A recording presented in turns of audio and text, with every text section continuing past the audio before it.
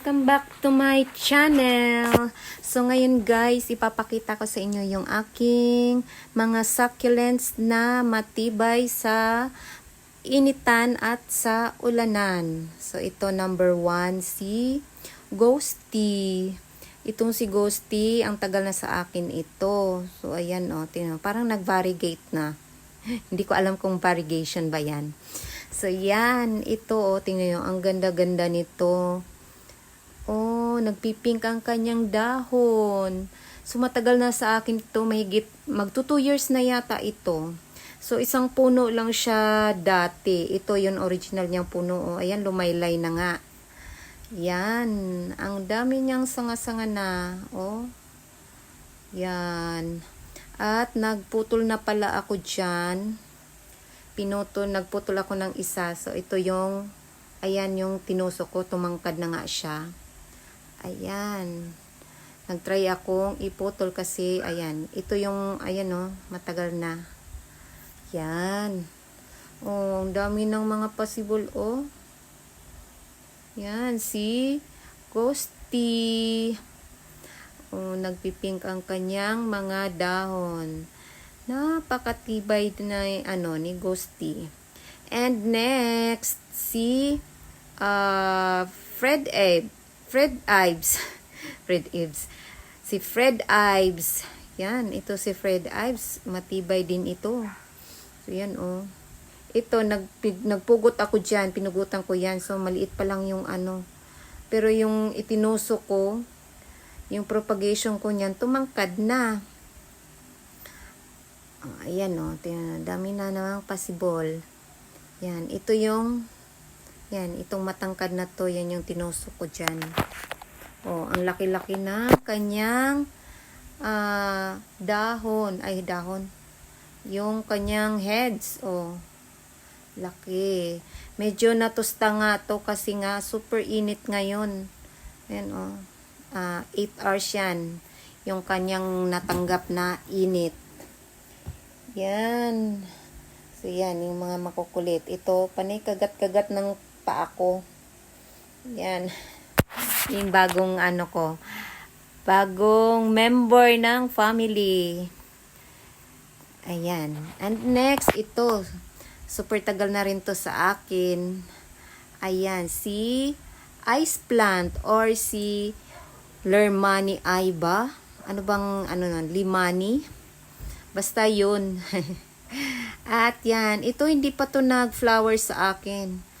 Sa tinagal-tagal sa akin, hindi pa nag-flower. At, ayan nga, oh. Yan. Dami ng mga patubo sa mga, niya, oh, stem niya. Ayan, oh. Yan.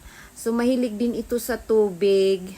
Ayan, pag medyo nagkulubot ng kanyang dahon, ayan. Sign na yun na, kailangan mo nang diligan.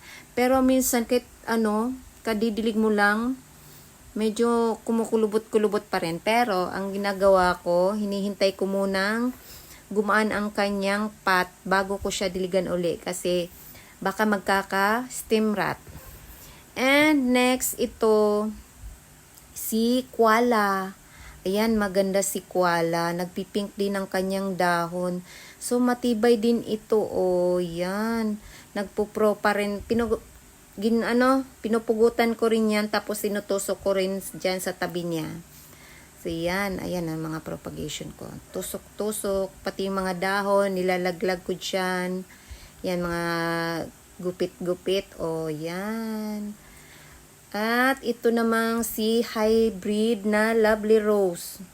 Ayan, matagal na rin to. Parang bumababa na nga siya sa kanyang paso. Mahaba na siya. Pero wala pa siyang, pop. Wala pang tumutubo sa kanya. So, yan. At yung si Lovely Rose, hindi talaga ako nabubuhayan. Itong si hybrid ang nabubuhayan ako. Yan, matagal na yan sa akin. Yan. Si Lovely Rose, ilang beses na ako nagtanim. Wala talaga. So, stop muna ako. Ayan. Yan, ang ganda, diba? And ito, si Aaron P. Ayan si Aaron P. Oh, ganda-ganda ni Aaron P. Dumadami ang kanyang sanga. Oh. Ayan, nagpupuno na siya. Ayan, matagal na sa akin to. Super tibay din ito sa initan and ulanan.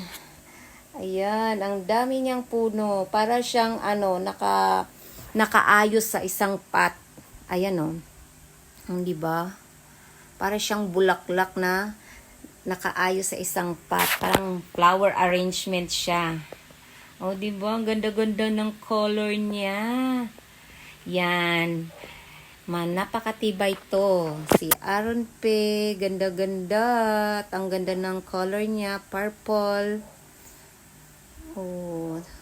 And next, ito naman. Ito. Super tibay nito. At madaling na-feature ko na to sa, sa isang vlog ko na madaling mag-ugat. Si Swan Lake. Yan, super tibay din yan. At ito naman yung kanyang partner. Kahawig ng kanyang dahon.